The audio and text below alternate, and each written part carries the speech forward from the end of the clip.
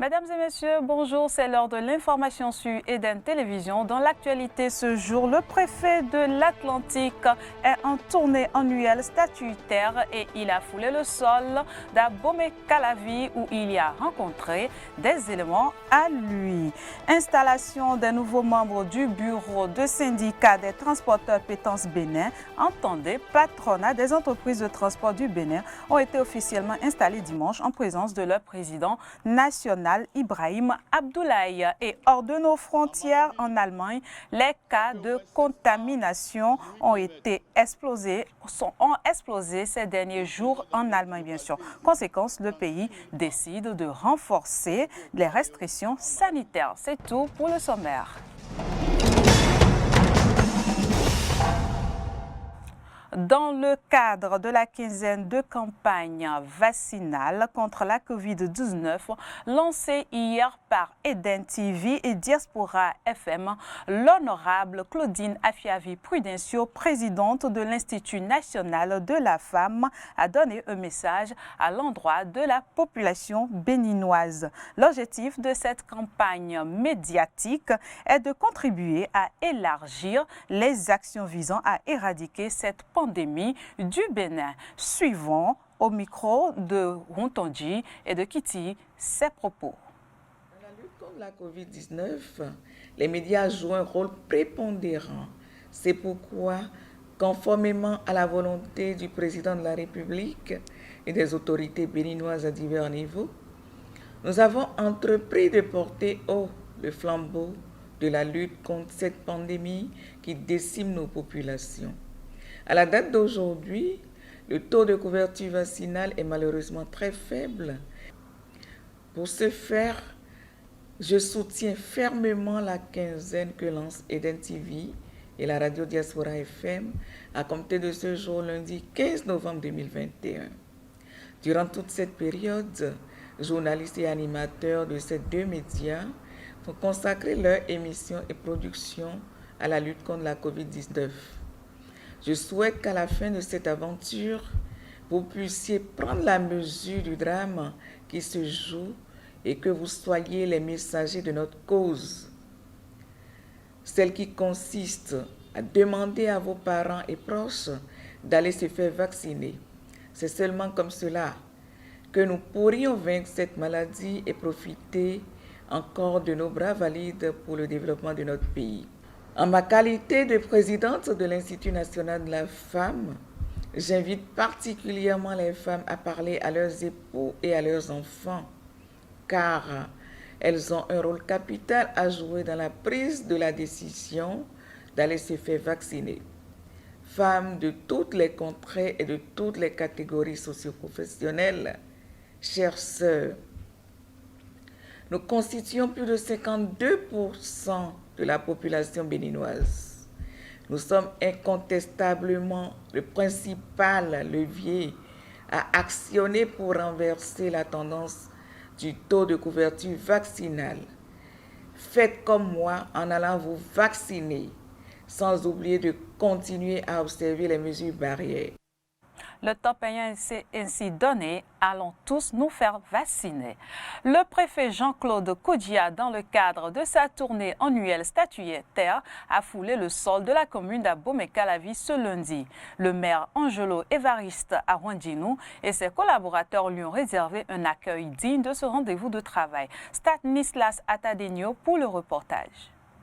C'est dans une ambiance festive que les élus communaux, chefs de quartier et sages ont accueilli à Abomey-Calavi le préfet de l'Atlantique, Jean-Claude Koudia, dans le cadre de sa tournée annuelle statutaire.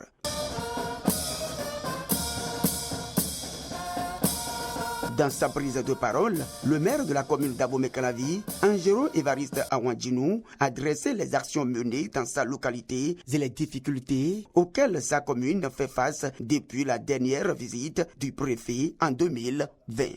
Concernant la gestion des litiges fonciers et domaniaux dans la commune d'Abomey-Calavi, le conseil communal a mis en place en son sein une commission des affaires juridiques et du contentieux chargée de procéder à l'étude des dossiers.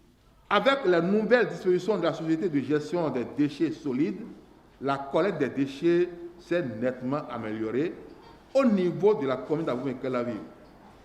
Dans ce cadre, plusieurs actions ont été réalisées. Il s'agit de la mise en place des points d'appui volontaires. Quant au point des opérations de lotissement, dans la commune d'Abomey-Calavi, une étude de la situation a été faite par la commission des affaires domaniales et environnementales du conseil communal, dont le rapport a été adopté par l'organe délibérant lors de sa session ordinaire de septembre 2021.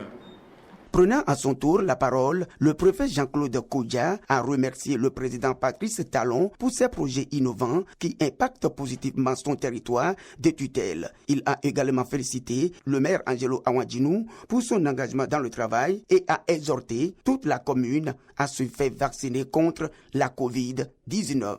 Beaucoup d'efforts ont été faits par le maire, par les policiers. Mais force est de constater que les vendeurs d'essence distribués dans l'informel ont encore repris du travail, du service. Les chargements hors parc, les chargements hors gabarit qui causent des accidents sur les voies, il faut que ça cesse. Je ne m'en étonne point au regard de la qualité et du dynamisme du conseil communal en présence, sous la direction de son non moins dynamique maire, M. Angelo Awadjinou, homme de grande écoute, débordant d'énergie et pétri d'ambition pour sa commune, à l'affût de toutes opportunités prometteuses pour le développement local durable et conséquemment pour le bien-être des populations. Je ne saurais achever mes propos sans rappeler la nécessité de poursuivre les efforts relatifs au respect des mesures gouvernementales de riposte à la COVID-19 et principalement la vaccination. Mes chers parents d'Abomey-Calavi, la vaccination et la vaccination. Les enjeux restent plus grands, dit le préfet Jean-Claude Kodja. Il a invité les conseils communaux et de villages à travailler ensemble sans parti pris pour que la ville d'Abomey-Calavi se développe davantage. Au volet éducation et découverte de cette édition, c'est la cour de l'église Notre-Dame de Miséricorde de Cotonou qui a servi de cadre à la cérémonie de lancement du livre L'au-delà de l'humain du père Antoine Métain. Parrainé par la présidente de l'Institut national de la femme Claudina Fiavi Prudencio, la cérémonie a connu la présence de plusieurs personnalités. Reportage de Clémence Tonoukoua. Le père Antoine Métain vient de mettre sur le marché livresque un nouvel ouvrage intitulé L'au-delà de l'humain, mais et nous messé. Il s'agit du tome 2 de l'ouvrage L'humain au-delà de l'humain, Beto aimé, paru en février dernier. Au cours de la cérémonie, le public a eu droit à différentes présentations du livre. Le chef-d'œuvre de ce fils fond, le père Métain, nous plonge dans une étude anthropologico-théologique de l'être ascendant du bas vers le haut et une anthropologie culturelle qui, par cotation, exige une problématique de la combinaison du haut vers le bas dans sa finalité philosophique mais anthropologique. Cette considération anthropologique du père Métain met clairement en relief la personne et la personnalité de l'homme fond et apparaît comme un lieu hautement théologique pour dire autrement le Christ à l'homme africain et montrer aussi que le Christ n'est pas étranger à la culture fond. C'est aussi un paradigme pour le dialogue interreligieux, car avant nos diverses croyances, nous sommes d'abord et avant tout des hommes. À la suite de ces présentations, l'auteur a fait part de ses attentes. En creusant ce travail, je me suis rendu compte que nous avons du travail. L'éducation dans notre pays doit pouvoir élaborer son projet à partir de nos réalités. Souvent, nous entendons dire l'Église n'est pas en conformité avec la culture, mais nous nous rendons compte que même sur le plan civil, on n'est pas toujours en conformité avec la culture. Alors, je souhaite que des creusets se forment pour que nous puissions réfléchir ensemble, tant au plan ecclésial qu'au plan civil, pour que les choses que nous faisons s'enracinent dans notre culture. Pour Claudine Afiavi-Prudencio, marraine de l'événement, la présente publication est non seulement actuelle, mais aussi d'une utilité publique. Les mutations que subit notre société aujourd'hui exigent que nous ayons des repères, des modèles tant pour nous que pour les nouvelles générations. Le Christ, en tant que repère, a besoin d'être enseigné, voire administré au peuple avec les référentiels culturels des dix peuples. La langue fond, le milieu fond et leurs codes de communication sur les valeurs ont été, à notre avis, un bon choix pour nous permettre de bien assouvir notre quête de valeurs dont je parlais précédemment. Dans notre organisation sociétale, les notions de main, main-jomain, main-ro, nous main-sain, sont très bien comprises comme des moules qu'il faut intégrer pour ne pas juste traverser la vie, mais plutôt pour y être utile. Au cours d'une vente à l'américaine, le livre a été vendu à 1 million de francs CFA avec une participation de 500 000 de la part de la marraine. Cap à présent à Niki, où les nouveaux membres du bureau du syndicat des transporteurs Pétence Bénin, entendez patronat des entreprises de transport du Bénin, ont été officiellement installés dimanche en présence de leur président national, Ibrahim Abdoulaye. C'était au cours d'une cérémonie qui a permis aux transporteurs béninois de toucher du doigt les réelles causes des différents problèmes auxquels ils sont confrontés. Plus de détails dans cet élément signé Carole Olaye. À Malaville, ça fait au moins 718 km. Nous prenons dans notre localité ici 36 000 francs Sobeco pour aller à Malaville. Et nous, personnellement, personne ne nous a pas oublié. Nous prenons Malaville, Maradi, 4 000. Vous voyez combien de fois que le frein est dans nos wagons. Parce que personne ne nous a oublié de prendre ce marchandise. C'est de notre volonté. C'est de notre volonté, mes frères. S'il ne prend pas, moi je prends. Est-ce que les responsables de ce pays peuvent venir nous barrer la voie d'un pas pris ce mauvais prix? C'est nous-mêmes qui allons avoir notre revenu et notre achat. Et nous ne le ferons pas. Mais si prêt à dire, dissiper,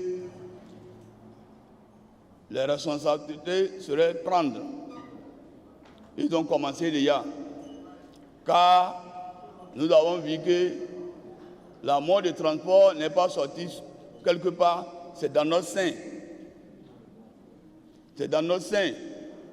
Parce que quelqu'un qui prend la marchandise à 718 km, on te paye 36 000 francs. Société. Et tu vas aller prendre 792 km, on te paye à 4 000 francs. Même le gasoil que tu vas consommer, aller-retour, Maradi, tu ne peux pas trouver. C'est un secret de polichinelle que les écureuils du Bénin ne seront pas au rendez-vous de la Coupe du Monde Qatar 2022. Ils ont courbé l'échine ce dimanche face à la République démocratique du Congo avec un score de 2-0. Que pensent les Béninois de cet échec de l'équipe nationale? Écoutez l'avis de quelques-uns au micro de Samson Oké.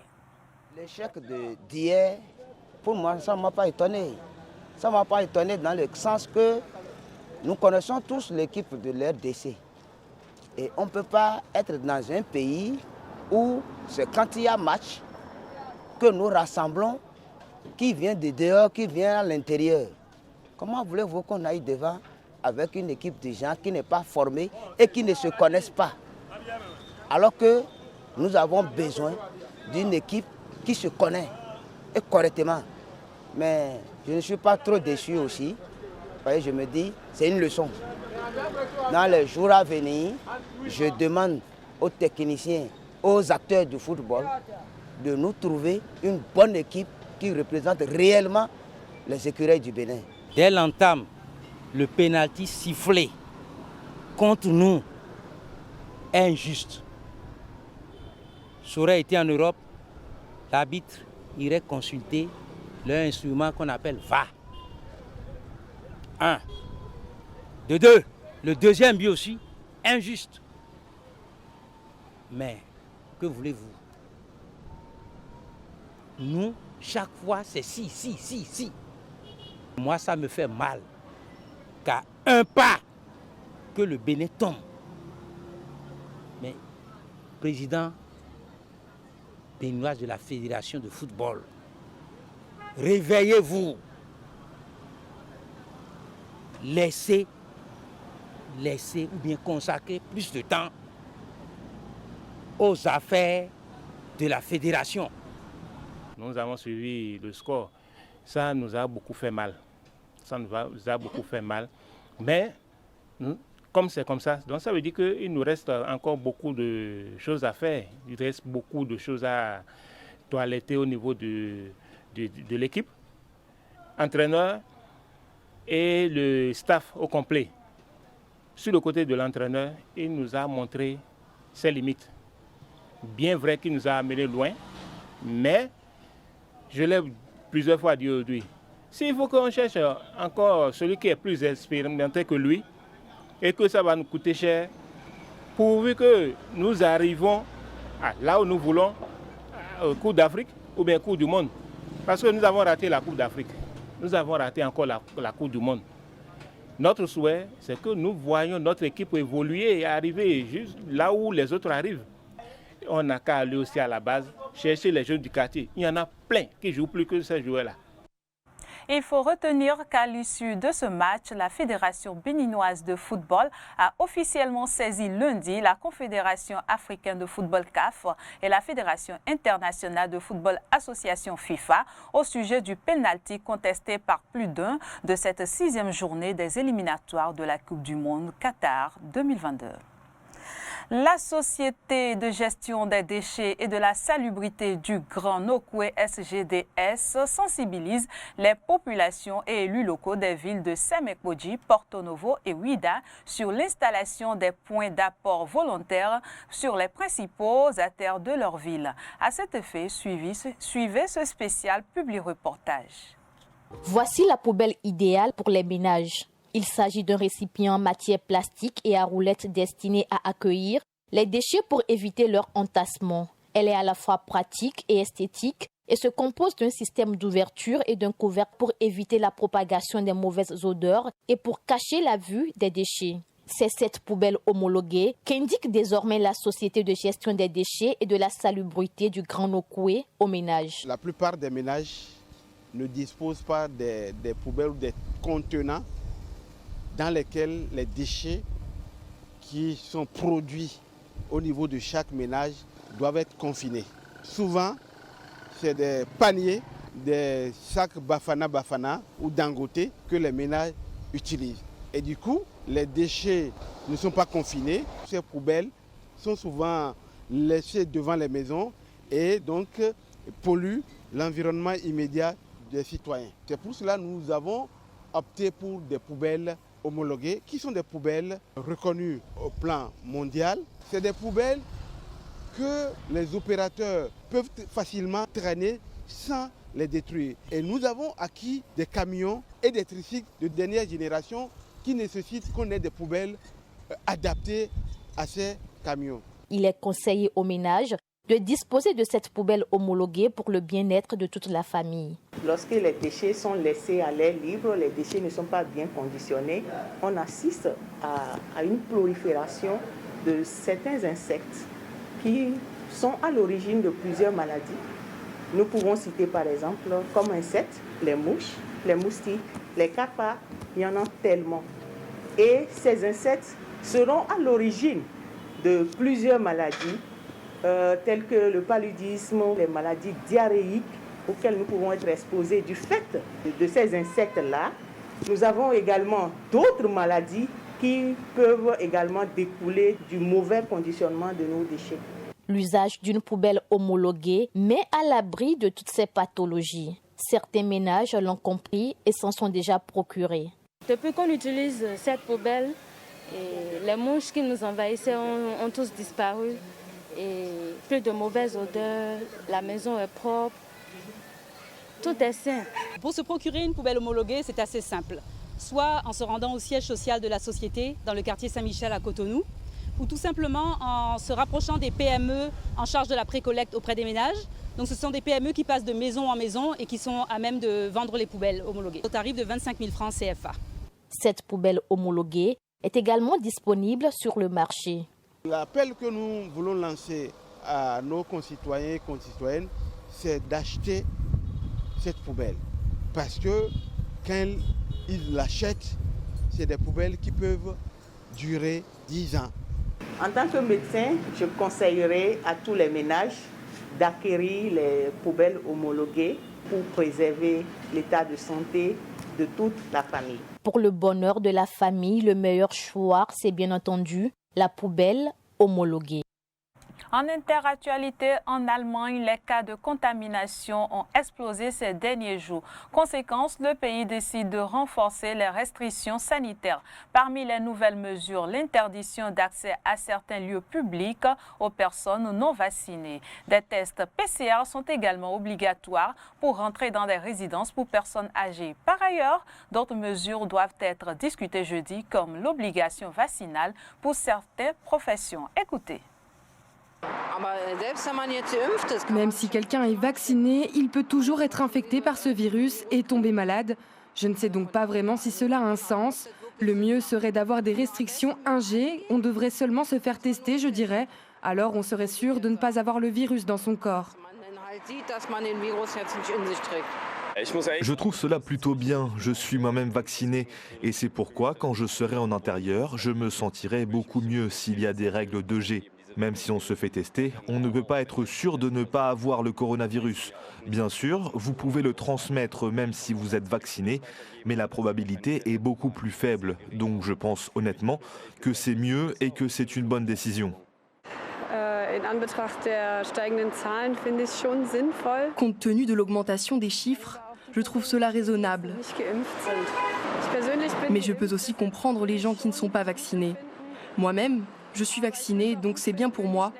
Mais ce serait encore mieux s'il y avait à nouveau des tests gratuits. Ça faciliterait certaines choses et les gens se feraient probablement tester plus souvent. C'est tout pour ce point de l'actualité. Merci de nous avoir suivis. Très bonne suite de journée.